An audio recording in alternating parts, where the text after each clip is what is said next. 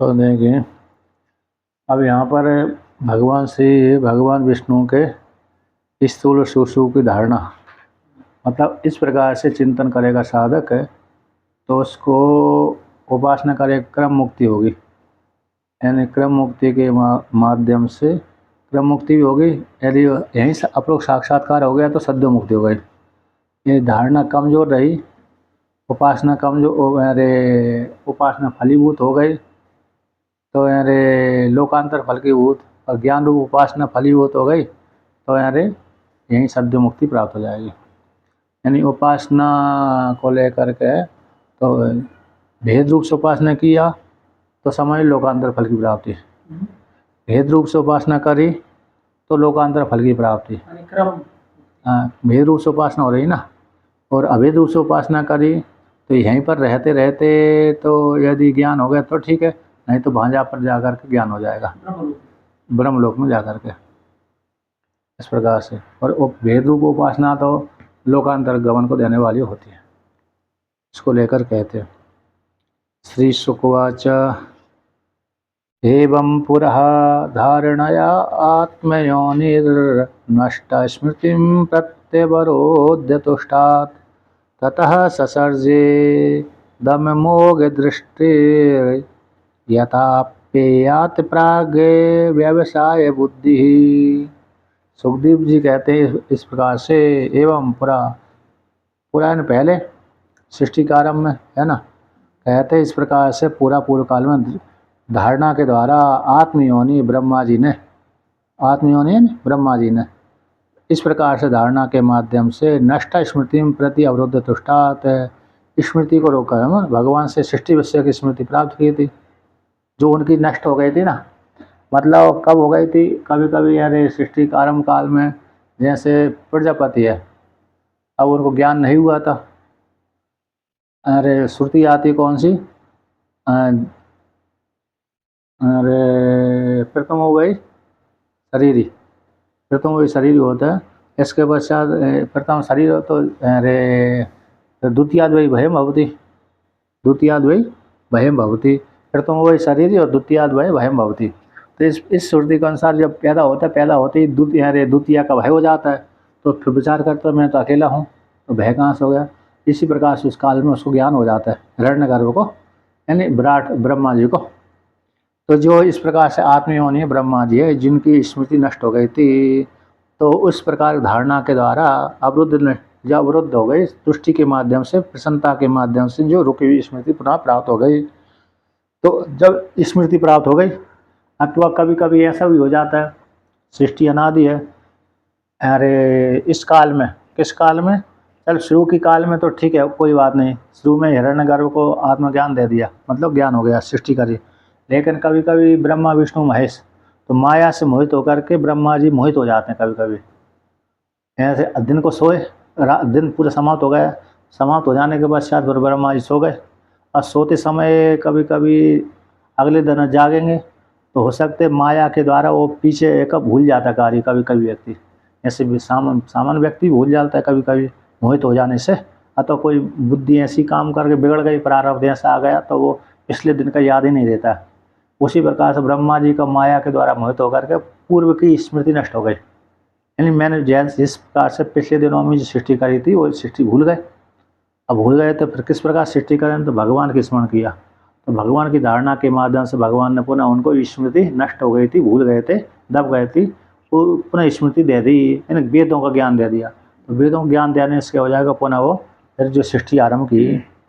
तथा ससर्ज इदम अमोघ दृष्टि, कहते अमोघ दृष्टि के माध्यम से, मोग यानी व्यर्थ, न मोगित अमोघ, तो अमोघ दृष्टि जब प्राप्त हो गई तो उनके द्वारा, ब्रह्मा जी के द्वारा फिर जब ऐसी स्मृति बन जाने से उन्होंने इदम, ये क्या हो गया, यार इस प्रकार की सृजन किया, क्या किया, सृष्टि जगत का सृजन किया। तो कहते हैं इदम जगतम ससर्जा, सृष्टि की थी, है ना, ससर्ज किया था अमोघ दृष्टि के माध्यम से। हाँ, तो उनकी जो अमोघ दृष्टि है, बुद्धि निश्चयात्मक बुद्धि हो गई, उसी से उन्होंने कैसा जगत का सृजन किया था। यथा आप्यात प्राग व्यवसाय बुद्धि, तो जैसे कहते पहले की बुद्धि जिस प्रकार ज्ञान था सृष्टि से पहले, जिस प्रकार पूर्व की सृष्टि करते थे, यथा धाता पूर्व अकल्प्यत, तो पूर्व की जिस काल में सृष्टि करी पूर्व कल्प में, उसी प्रकार से इस कल्प में उसी प्रकार से उन्होंने सृष्टि करी। आप्यात अपि अयात यानी आप सृष्टि से पहले प्रलय से पहले, तो प्रलय से पहले जैसे विषय बुद्धि थी, निश्चयात्मक बुद्धि थी और सृष्टि जिस प्रकार करी थी उसी प्रकार से महाप्रलय के पश्चात जब सृष्टि आई, मतलब प्रलय हो जाने के बाद फिर उसी प्रकार सृष्टि उन्होंने कर दी। तो आप्यात प्राग बोल दिया, आप्यात प्राग का अर्थ हो गया प्रलय से पहले, प्राग यानी पहले, आप्य यानी प्रलय हो गया। प्रलय से पहले जैसे उनकी निश्चयात्मक बुद्धि थी, विषय बुद्धि थी, तो उस प्रकार से सृष्टि बुद्धि के माध्यम से सृष्टि करी थी, उसी प्रकार से प्रलय होने के पश्चात, प्रलय होने के बाद में फिर नई जो सृष्टि करी उसी प्रकार पूर्व सृष्टि के अनुसार ही इस बार ऐसी सृष्टि दोबारा कर दी उसी प्रकार की। तो यथा धाता पूर्व अकल्प्यत, तो पूर्व कल्पों में जैसे सृष्टि करी धाता ने, परमात्मा ने, उसी प्रकार से ब्रह्मा जी ने भी उसी अगले कल्प में उसी प्रकार सृष्टि कर दी, है कि नहीं। शाब्दस्य ही ब्रह्मणः एष पंथा यन्नामभिर्ध्यायति धीरे पार्थैः परिभ्रमन्स्य तत्र न विन्दतेऽर्थान् मायामये वासनयः शयानः। कहते शब्दस्य ही ब्रह्मण ऐसा पंथा, ब्रह्म का वेदों का ये शब्द का ये सब मार्ग है, इस प्रकार से वर्णन शैली है। तो इस प्रकार से यन नाम फिर ध्यायति धीर पतई, यहाँ पर कहते हैं तो जिन नामों के माध्यम से, मतलब शब्द से होगे ना, शब्दस्य शब्द भवती, शब्द के द्वारा, तो शब्द कौन है, वेदों, वेद आदि के द्वारा जिस प्रकार से ब्रह्म प्राप्ति का ऐसा मार्ग है, वेदों के माध्यम से, तो वेद जो ब्रह्म है उसके माध्यम से ऐसा मार्ग, इन मार्गों के माध्यम से परमात्मा की प्राप्ति होती है। नाम आदि के माध्यम से धीर पारते, धीर बुद्धि माध्यम, नाम आदि के माध्यम से उस परमात्मा को किसको साधक उस प्रकार से परमात्मा को ध्यान करते हैं। कैसे करते हैं, जो भी वेद आदि के माध्यम से जो परमात्मा की प्राप्ति का मार्ग वर्णन किया ऐसा मार्ग है, और नाम आदि के द्वारा जो बुद्धिमान व्यक्ति हैं, बुद्धिमानों के द्वारा धीर पार्थ क्या होगा, धीर पार्थ बुद्धिमानों के द्वारा, है क्या नहीं। तो बुद्धिमानों के द्वारा इस प्रकार से वो नाम आदि के माध्यम से वे उसका चिंतन करते हैं। और परिभ्रमण से तत्र न बिंदति अर्थान, कहते हैं नाम आदि के द्वारा यदि परमात्मा ब्रह्मा जी के द्वारा सृष्ट जगत में ये परमात्मा प्राप्ति का मार्ग है, यदि वो प्राप्ति वाले मार्ग का चिंतन नहीं करते हैं, अन्य का चिंतन करते हैं, विषय का सेवन करते हैं, तो विषय का सेवन करने वाले उन साधकों के द्वारा परिभ्रमण से तत्र न बिंदति अर्थान, तो जगत में भ्रमण करते हुए विषय को कहते हैं परमात्मा रूप है जो विषय है ना, उसी को प्राप्त नहीं करते। मायामय वासना या शयाना, तो मायामय सृष्टि के द्वारा जो मायामय जगत है वासना के द्वारा शयन करता हुआ, वासना के माध्यम से शयन करता, मायामय जगत में वासना से युक्त होकर के भ्रमण करता रहता है, उसको सुख आदि की प्राप्ति नहीं होती, विषय की प्राप्ति नहीं होती।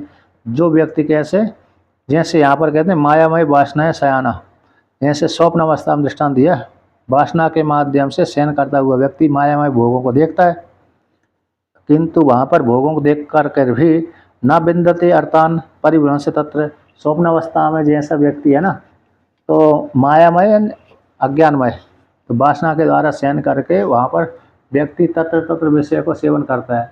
तो क्या करता है, मतलब ये है ना, ये दृष्टांत है, परिभ्रमण से भ्रमण करता हुआ तत्र वहाँ पर स्वप्न अवस्था में न बिंदते अर्थान, विषयों को सेव प्राप्त नहीं कर पाता, जैसे मायामय वासना के द्वारा शयन करता हुआ। स्वप्न अवस्था में जा करके व्यक्ति जब शयन करता है तो वहाँ पर स्वप्न अवस्था में जैसे पदार्थों को भोग देखता है, तो उनके द्वारा भोगों को भोगता तो है, किंतु वो सुख की और निर्विशेष सुख की प्राप्ति नहीं होती। विषयों से उत्पन्न होने वाला सुख भी तुच्छ होता है। वहाँ पर जब थोड़ी देर में दूसरा स्वप्न देख लिया, थोड़ी देर में दूसरे सुख देख लिया, तो वो सुख की प्राप्ति, सच्चे सुख की प्राप्ति नहीं होती। उसी प्रकार से तो यहाँ पर भी ये दृष्टांत को घटाते, उसी प्रकार से जो ब्रह्म से इतर विषयों का ध्यान करते हैं व्यक्ति, वेद के द्वारा वर्णित, जो वेद के द्वारा सृष्ट जगत में, वेदों के द्वारा जो ब्रह्मा जी के द्वारा रचित जगत, उस जगत में जो विषयों का सेवन करते हैं उन विषयों से भी उन सुख की प्राप्ति नहीं होती, यानी है ना। तो कहते हैं इन नाम आदियों के द्वारा धीरे ये जो व्यक्ति हैं वो कैसे फंस जाते हैं, अतः सत्सुख की प्राप्ति नहीं होती, निरर्थक नामों के फेर में लग जाते हैं। ध्यायती ध्यायती ध्यान करते हैं लेकिन सुख की प्राप्ति नहीं होती। इन वेद के द्वारा रचित जो मार्ग है, वेदों ने विभिन्न प्रकार सृष्टि करी है, तो सृष्टि करने के पश्चात ऐसा पंथा इत्यादि मार्ग को लेकर के जो परमात्मा को छोड़ करके अन्य का इतर का ध्यान करते हैं नाम आदि के माध्यम से, फिर उनको क्या होता है, शीघ्र वो सुख निर्विशेष सुख है, उस सुख की प्राप्ति नहीं होती बल्कि लौकिक जगत आदि की फल की प्राप्ति होती रहती है कि नहीं। इस प्रकार से जान लेना चाहिए। अरे लोगों को बुद्धि स्वर्ग आदि निरर्थक नामों के फेर में फंस जाती है। तो यहाँ पर जो शाब्द से ब्रह्मा जी के ब्रह्म के द्वारा रचित शाब्द है ना, यहाँ वेद का, तो वेद का ये मार्ग, वेद के द्वारा दिखलाया गया जो मार्ग है विभिन्न प्रकार के जगत, तो जगत को वर्णन कर दिया, जगत का वर्णन कर देने से इस कर्म से ये फल की प्राप्ति होगी, कर्म से ये फल की प्राप्ति होगी, तो ऐसे कर्म करते रहते हैं, तो कर्म करने से उनके कर्म का और लोक आदि का चिंतन करने से उनको निर्विशेष सुख की प्राप्ति नहीं होती बल्कि लौकिक जगत की फल की प्राप्ति होती रहती है, ऐसे जान लेना चाहिए। अतः कविर्नाम शूया विदर्तः स्याद प्रमत्तो व्यवसाय बुद्धि सिद्धेन्यथार्थे न यतेत तत्र परिश्रमं तत्र समीक्ष्यमाणः। तो आगे वर्णन करते हैं इस प्रकार से, कहते हैं इसलिए कवि है, कहते यावद अर्थ है जितना प्रयोजन है, तो कवि उन नामों में कहते हैं उन नामों फंसते नहीं है, लौकिक जगत के नामों फंसते नहीं हैं, प्रमाद से रहित होकर के व्यवसाय बुद्धि वाले हो जाते हैं, यानी जगत विषयक बुद्धि है ना, प्रमाद से रहित अप्रमत्त होता हुआ जो कवि है व्यवसाय बुद्धि वाले होकर के लौकिक जो जगत संबंधी पदार्थों को तो व्यवहार रूप से करते हैं लेकिन उसमें फंसते नहीं है। नाम यहाँ विद्वान क्या पुरुष कैसे हैं, विभिन्न प्रकार नाम वाले पदार्थों से उतना ही व्यवहार करें। यहाँ पर ये वर्णन किया है कि कवि है जो मनुष्य है, कवि है बुद्धिमान व्यक्ति है, नाम आदि के माध्यम से यावत अर्थ है शायद जितना प्रयोजन है उतना ही है, प्रमाद से रहित होकर के व्यवसाय बुद्धि वाले होकर निश्चयात्मक बुद्धि वाले होते हैं जो कवि है, जितना हमको व्यवहारिक जगत में सुख आदि प्राप्त हो जाए, लौकिक व्यवहार जगत चलता रहे उतना ही व्यवहार करे प्रमाद से रहित होकर के। और सिद्धि अन्यथार्थ नहीं देते, यदि कहते यदि अन्यथा ऐसा स्वीकार नहीं करेगा तो सिद्धार्थ की प्राप्ति नहीं होगी, नहीं देता। यदि उन्हें ऐसी प्राप्ति न होने पर, मतलब क्या होंगे, अन्यतार्थ सिद्धि हो जाने पर, तो अन्यतार्थ सिद्ध हो जाने पर मतलब यदि ये आत्मा का चिंतन नहीं करेगा, लौकिक जगत में व्यवहार करेगा तो उसको आत्म तत्व की प्राप्ति नहीं होगी। तो न यतेता, यदि वहाँ पर संयम नहीं करेगा तो तत्र परिश्रम तत्र समीक्षमाणा, तो यदि व्यवहारिक जगत को सामान्य रूप से न लेकर के विशेष रूप से लेगा तो फिर क्या होगा, उसको परिश्रम मात्र की प्राप्ति होगी। तत्र वहाँ पर सोच देखेगा, लौकिक जगत में जाएगा तो लौकिक जगत में भ्रमण करने से उसको क्या हो गया, परिश्रम मात्र की प्राप्ति होगी। तो क्योंकि जो लौकिक जगत के माध्यम से निर्विशेष आत्मा की प्राप्ति, मतलब कैसे हो जाएगा, व्यवहारिक रूप जगत जो जगत करेगा, व्यवहार में फंसने वाला व्यक्ति लौकिक परमात्मा की प्राप्ति नहीं कर सकता। प्रारब्धवश उसको इस प्रकार से, जो प्रारब्ध के अनुसार कर्म तो करता है लेकिन सावधान होकर करे, यदि सावधान होकर के नहीं करेगा तो अन्यतार्थ सिद्ध हो जाने पर अन्यतार्थ की प्राप्ति हो जाएगी। अन्यता सिद्धि है ना, तो अन्यतार्थ सिद्धि हो जाने से मतलब दूसरे प्रकार से उसको जगत रूप फल की प्राप्ति हो जाएगी। तो जगत रूप फल की प्राप्ति हो जाने पर न फिर क्या हो जाएगा, आत्म तत्व की प्राप्ति नहीं होगी। यदि यत्न नहीं करेगा, संयम नहीं करेगा तो अन्यतार्थ की सिद्धि प्राप्त हो जाएगी, मतलब जगत लौकिक फल की प्राप्ति हो जाएगी। और लौकिक जगत का जो प्रयत्न करना है वो परिश्रम मात्र है, अतः आत्मरूप तत्व की प्राप्ति नहीं होगी। इस प्रकार से जान लेना चाहिए।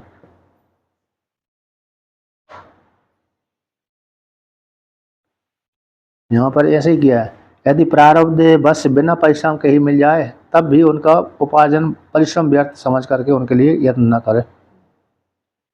यहाँ पर सिद्धि अन्यतार्थ, तो सिद्धि अन्यतार्थिक अर्थ इन्होंने कर दिया कि बिना प्रयत्न के यदि फल कोई प्रारब्धवश कोई ऐसे कर्म प्राप्त हो जाए तो फिर भी उसमें क्या करे, यत्न न करे, यानी उनके प्राप्ति के लिए ज़्यादा परेशान ना हो, उनको जो मिल गए फिर फ्री में भी तो परिश्रम मान कर त्याग दे। इस प्रकार जानना चाहिए। सत्याम चितौ किम कशिपोः प्रयासेर बाहौ सुसिद्धेयुपे बर्हणै किम सत्यंजलहो किम पुरुधान्न पात्र्या दिग्वल्केलादौ सति किम दुकूलहि। कहते क्षिति की प्राप्ति हो जाने पर कशिपु प्रयासों के द्वारा, कशिपु जमीन के भीतर है ना, क्षिति के भीतर कपिश आदि का प्रयास आदि के माध्यम से, भाऊ आदि के माध्यम से, अतः कपिश यानी सोना, कपिश बोलते हैं सोने का, कहते हैं क्षिति आदि में देहाते क्षिति आदि के द्वारा ही सिद्धि की प्राप्त हो रही। मतलब जमीन आदि से ही काम चल रहा है तो सोने आदि को लेकर के भाऊ आदि में है ना, शरीर में, भाऊ में, अन्न में सोने को बांध करके उससे क्या प्रयोजन सिद्ध होने वाला है। जमीन में मतलब यहाँ पर क्षितौ सत्याम, मतलब यहाँ पर क्षिति की प्राप्ति हो जाने से, मतलब क्षिति के ऊपर, तखत आदि के ऊपर ही यदि जिसको नींद आ जाती है, क्षिति में ही शयन कर सकता है, पृथ्वी के ऊपर ही जिसको लेट करके शयन की प्राप्ति हो रही है, यानी सुख की प्राप्ति, नींद आ रही है, तो कहते हैं सोने से मड़ा हुआ प्रयासों के द्वारा, भाव से युक्त या तो सोने के द्वारा मड़ा हुआ ये पलंग आदि के सोने से क्या लेन देना है, क्या प्रयोजन है। सिद्धि के लिए, मतलब साधक के लिए। कहते हैं भावुक सो सिद्धे ही उपवर्ण किम, भाव से विभूषित है ना, सोने आदि से विभूषित है। कहते हैं तकिया आदि के माध्यम से, अन्य पलंग आदि के माध्यम से, मतलब जो यदि हमारी निद्रा जमीन पे लेट करके ही आ रही है तो हमको सोने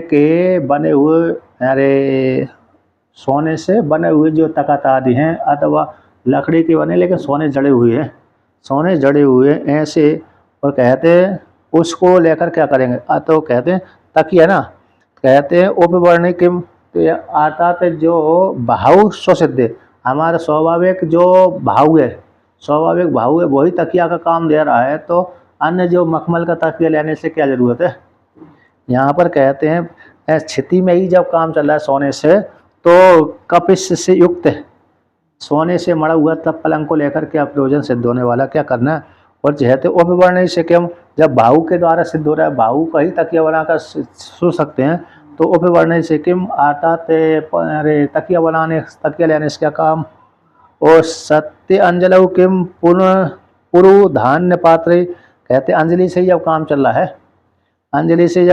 है, तो जो पात्र आदि में लेकर क्या प्रयोजन, यानी हमारा काम भिक्षा के लिए पात्र चाहिए, तो जब अंजलि में लेकर के अरे भोजन की सिद्धि हो रही है, अंजलि से काम चल रहा है, जितना भोजन चाहिए वो हाथों में जाता है, तो उसी से जब काम चल रहा है तो बहुत धान पात्र आदि के लेकर क्या करेंगे।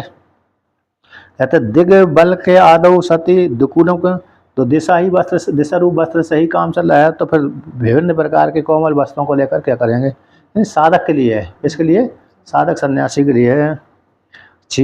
चीराणि किम पतिना संति दिशन्ति भिक्षाम नैवांग्रीपः परभृतः सरितोप्यशुष्यन् रुद्ध गुहा किम जितोवती नोपसन्नान् कस्माद् भजन्ति कवयो धन दुर्मदान्धान। कहते हैं अथवा कहते हैं चीराणि पतिम न संति दिशन्तु भिक्षाम, कहते हैं यदि वस्त्र चाहिए अभी तो रास्ते में पड़े हुए उनको बना करके कतली बांध करके उससे काम चल जाएगा, तो और दुकुलो आदि को लेकर क्या करेंगे, है क्या नहीं। और कहते हैं दिशंतु भिक्षाम, इस प्रकार से भिक्षाम नैवांग्री बाद, यदि कहते हैं भिक्षा है तो जब यार पेड़ पौधे से ही भिक्षा प्राप्त हो जाती है तो लोगों घर में जाने की क्या जरूरत है। यानी भूख लगने पर दूसरों के शरीर धारण करने वाले वृक्ष का फल फूल ही भिक्षा नहीं देते। भूख लगने पर दूसरों के लिए ही शरीर धारण करने वाले वृक्ष क्या फल फूल नहीं देते।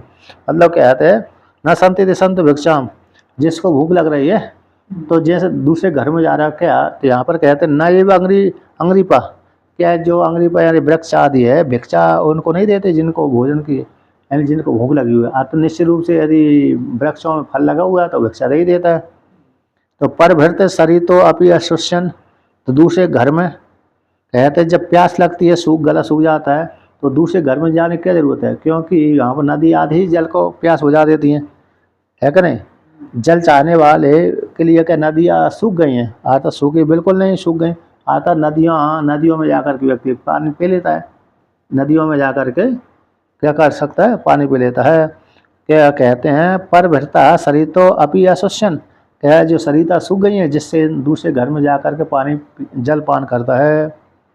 कहते हैं रुद्धा गुहा किम अजितो अवति, ए अजित, जित यानी जीत, कहते हैं जो जित नहीं है ना, अजित है, जिसको जीता नहीं जाता।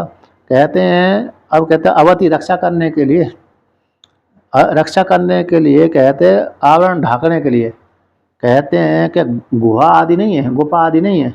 तो निश्चित रूप से गुफा आदि है, गुफाएं बंद कर दी रहने के लिए, क्या गुफा आदि नहीं है, रुद्ध कर दी गई हैं रहने के लिए, क्या क्या नहीं है, और गुफा आदि नहीं है, क्या रुद्ध कर दी गई है। तो निश्चित रूप से गुफा है। तो क्या रुद्ध गुहा किम, क्या गुफाओं को रोक दिया, अरे बंद कर दिया गया किसी राजा ने कि गुफाओं को बंद कर दिया गया? तो नहीं की गई। अर्थात रुद्ध गुफा किम, क्या गुहा है रहने के लिए, रात्रि विश्राम करने के लिए गुफा क्या बंद कर दी गई? अर्थात नहीं की गई। अजितो अवति न उपसन्नान, कहते हैं अजित यानी जो भगवान विष्णु हैं, क्या रक्षा नहीं करते हो? तो जिससे दूसरे की रक्षा कर, दूसरे के शरण में जाते हैं, वो नज़दीक है, दूसरे राजा आदि के शरण में जाते रक्षा कर मांगने के लिए, क्या भगवान विष्णु ने रक्षा करना बंद कर दिया क्या? कस्मात भजंती कवयो धन धोरे मदान दान, किस प्रकार से जो मदान्ध व्यक्ति का सेवन करते हैं दूसरे व्यक्ति जो लोग वहाँ गए हैं, कैसे मदान्ध व्यक्ति को धनाढ़ व्यक्तियों की सेवा करते हैं। जब काम चल रहा है, अरे मार्ग में मिलने वाले चित्र आदि से ही काम चल जाता है, और भिक्षा आदि के लिए बस अरे किसका, वृक्षों से भिक्षा मिल जाती है। और कहते हैं जल के लिए नदियों से जल मिल जाता है, और कहते हैं रहने के लिए गुफा मिल जाती है, और शरणागति के लिए यानी रक्षा करने के लिए भगवान विष्णु हैं। तो दूसरे के भजन, जो राजा आदि के भजन, धनाढ़ों का भजन करना, मतलब उनकी जी हजूरी करना क्या कोई लाभदायक है? आज तक बिल्कुल लाभदायक नहीं है। उनकी मूर्ख ही हैं जो उनकी भजन करते हैं, मूर्ख हैं उनका सेवन करते हैं। चापलूसी क्यों करते हैं? कहते कवयो, कहते जो घर यानी धन के नशे में, धनुर मदान है, धनुर मदान बोल दिया, फिर धन के मद से अंध हो चुके हैं, ऐसे उनके लोग कैसे भजन करते हैं? अन्य लोग क्यों करते हैं इस प्रकार से? नहीं, बहुत से व्यक्ति करते हैं ना, धनाढ़ व्यक्ति की वो अरे जी हजूरी तो करते हैं लोग। आप धन चाहिए तो उनके यहाँ प्रशंसा करना पड़ती है, जी हजूरी मतलब प्रशंसा। चापलूसी करते हो गई प्रशंसा, अरे आप तो महान है, बहुत दान पुण्य करते हैं, है नहीं, और आप बड़ी सेवा करते हैं, है ना, इसलिए सेवा करते उसी पसंद करते, सेवा ले लिया।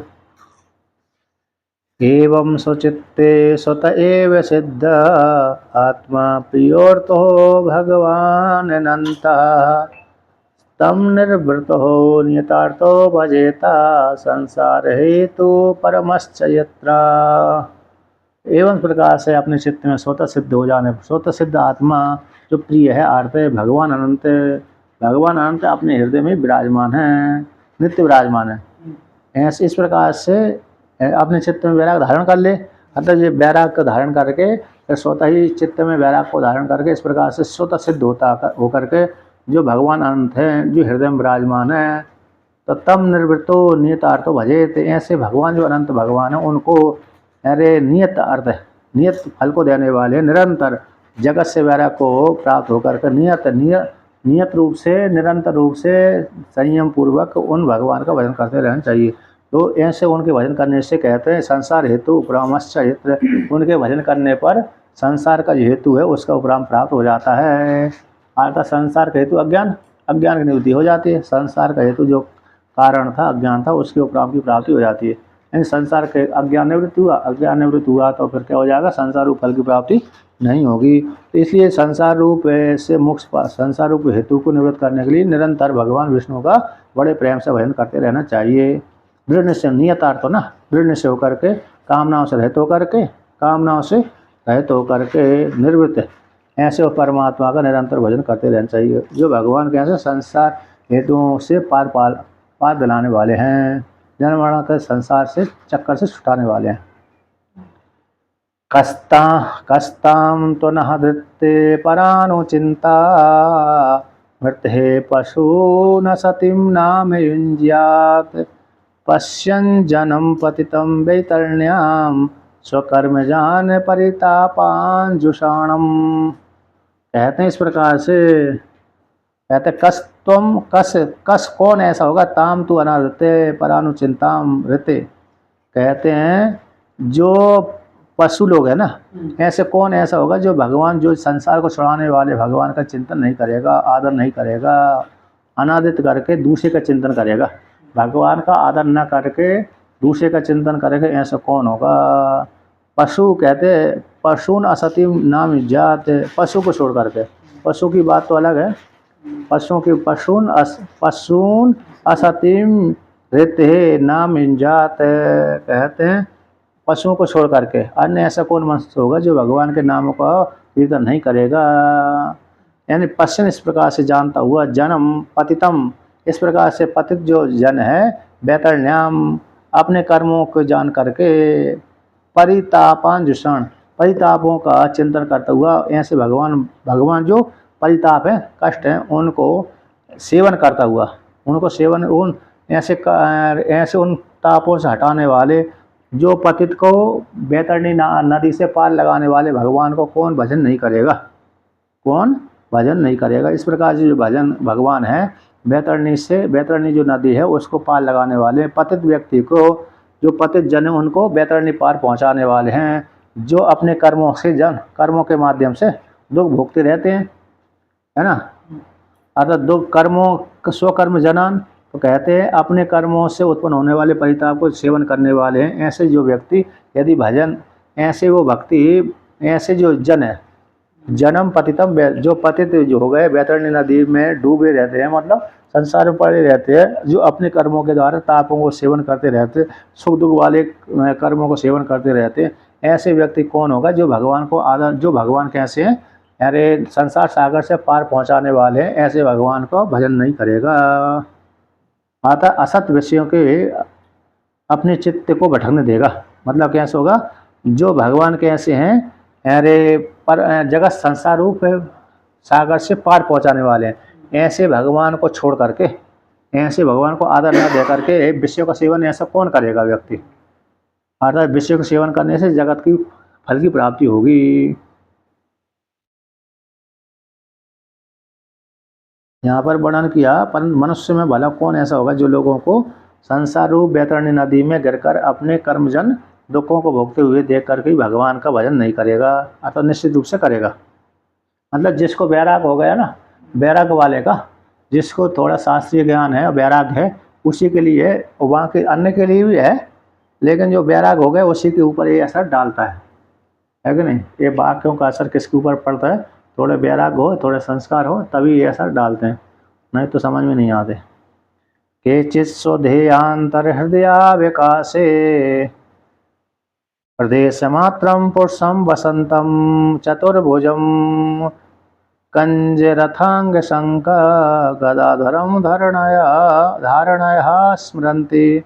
कहते कुछ लोग तो अपने देह शरीर के भीतर हृदय अवकाश में, शरीर के भीतर हृदय देश में, हृदय अवकाश में प्रदेश मात्रम पुरुष को, प्रदेश मात्र को अपने हृदय में बसा करके ऐसे पुरुष को ध्यान करते हैं, यानी प्रदेश मात्र हृदय मतलब इतने क्षेत्र में जा करके छोटे से अंग विशेष में। यहाँ से योग सूत्र में आया, योग सूत्र में हृदय का वर्णन किया, कहते हैं हृदय कहाँ पर है, कि नाभि से एक प्रादेश ऊपर, स्तनों के दोनों स्तनों के बीच में, वहाँ पर हृदय आता है। नहीं, नाभि से एक बित्ता एक प्रादेश ऊपर माप ले, कहाँ आ रहा है, मेरा तो गड्ढे में ही आता है। मेरा जो, जिसका पेट बढ़ गया तो उसको नहीं आएगा प्रादेश, लेकिन जिसका पेट सामान्य है तो उसको नाभि से सीधा नापेंगे, एक बित्ता नापेंगे ना एक प्रादेश से, तो सीधा हृदय में जाएगा। हाँ आपका आ रहा है ना, आपका ज़्यादा नहीं बढ़ा ना, थोड़ा फिर दोनों स्तनों के बीच में नापो, तो दोनों स्तनों के बीच में जहाँ पर बीच भाग आएगा वो प्रादेश है, मतलब वो बीच में, इस प्रकार से। तो वहाँ पर हृदय है, यहाँ पर ध्यान करना चाहिए। तो यहाँ पर कहते हैं कुछ केचित कुछ लोग कहते हैं सो अपने देह के अंतर, देह के भीतर हृदय अवकाश में जो प्रदेश मात्र पुरुष को बसाते हैं, और बसा करके उसको इस प्रकार से चिंतन करते हैं। कैसे? 4 भुजा वाला है वो भगवान विष्णु। कंज यानी पद्म, कंज का अर्थ पद्म, रथांग यानी सुदर्शन चक्र, शंख यानी शंख, गदाधर यानी गदाधर, गदाधर को इस प्रकार से गदा को धारण करने वाले भगवान विष्णु। पद्म, कंज यानी पद्म, और रथांग यानी सुदर्शन चक्र, और चक्र। 4 हो गए ना, 4 हाथ हैं, तो 4 प्रकार के सामग्री लेते हैं। एक हाथ में गदा है, एक हाथ में चक्र है उनके, एक हाथ में सुदर्शन चक्र है, एक हाथ में पद्म है।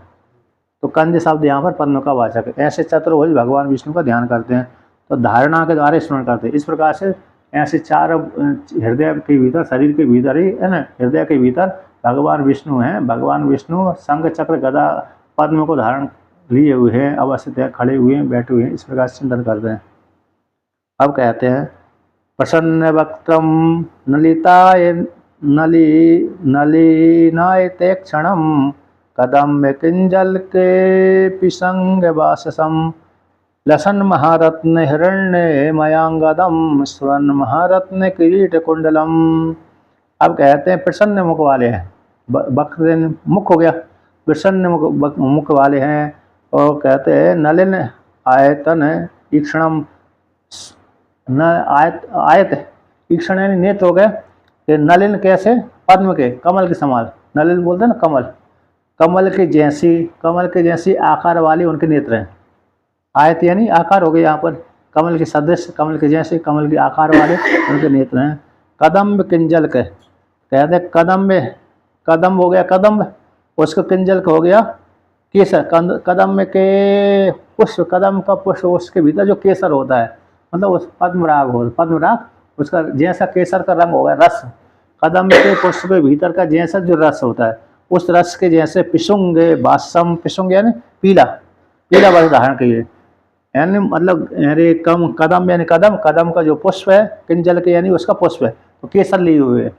कदम के पुष्प के भीतर जब खोलेंगे तो उसको केसर के जैसा उसका रंग होता है। तो ऐसे केसर के जैसे रंग वाला पिशुंग यानी पीला वस्त्र धारण किए हुए, पिशुंग यानी पीला, थोड़ा थोड़ा केसर की जैसी आभा लिए हुए वस्त्र, और कहते हैं पिशुंग यानी पीला बास को धारण करने वाले हैं। इस प्रकार से एक ही शब्द का अर्थ होगा कदम के पुष्प के, कदम के पुष्प का जो केसर है उसकी जैसी आभा लिए हुए, ऐसे पीले पिशंग यानी पीले, पिशंग का अर्थ पीला वस्त्र धारण कर किए हुए भगवान विष्णु को ध्यान करते हैं। कहते लसन सुंदर, महारत्न कहते कौस्तुभमणि को धारण करने वाले, हिरण्य मयांगाद सोने की और अंगद आभूषण आदि पहने हुए, सोने के आभूषण आदि पहने हुए, और महारत्न कौन हो गया? कौस्तुभमणि आदि को धारण किए हुए हैं। ईश्वरन कहते सुंदर स्मरण होते हुए, मतलब प्रसन्न होते हुए।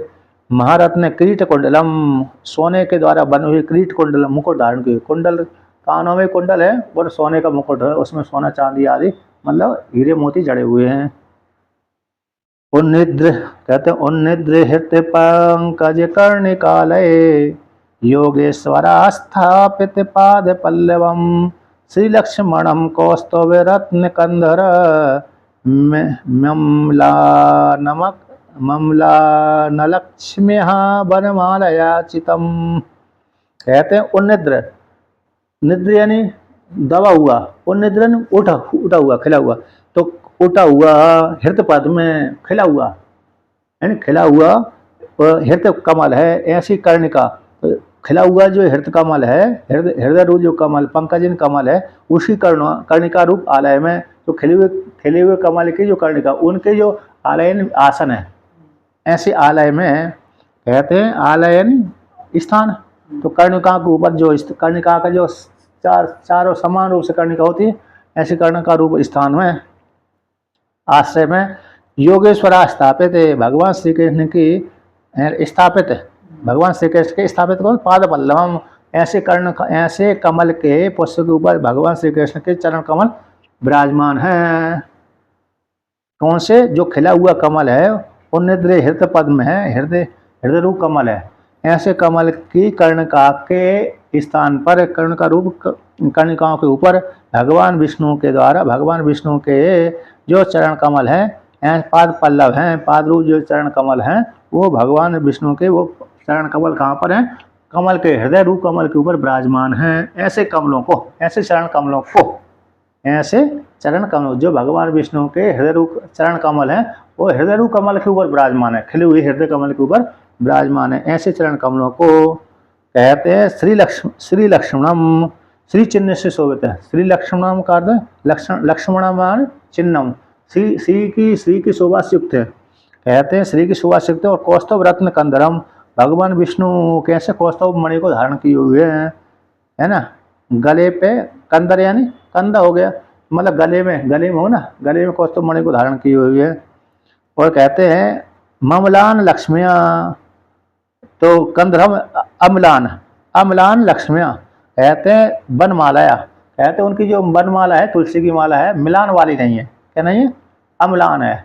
तो मिलान यानी कैसी हो गई? सूख गई। मिलान यानी सूखना, कहता अम्लान यानी तो कंदरम का मकार उधर ले गए, अम्लान हो गया अम्लान। तो अम्लान लक्ष्मिया, तो जो लक्ष्मी की देने वाली है। तुलसी की माला कैसी है? बनमाला है तुलसी की माला, तो लक्ष्मी को देने वाली लक्ष्मी स्वरूप है। ऐसी न सूखी वाली लक्ष्मी से युक्त, लक्ष्मी की शोभा से सुशोभित बनमाला उनके गले में पड़ी हुई है। ऐसे भगवान विष्णु को, ऐसे भगवान विष्णु को इस प्रकार से वो कौन? योगी लोग ध्यान करते हैं। विभूष, ठीक है, बहुत बड़ा प्रकरण।